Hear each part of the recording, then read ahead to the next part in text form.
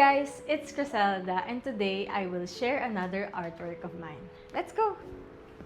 This is the artwork inspired by one of my most favorite artists, which is Jose Hoya. And this is commissioned to me by an architect.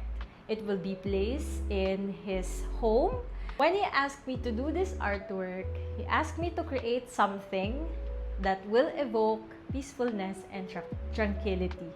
And so, I selected these colors, which are calming and very light in the eyes. As you can see, it also has texture.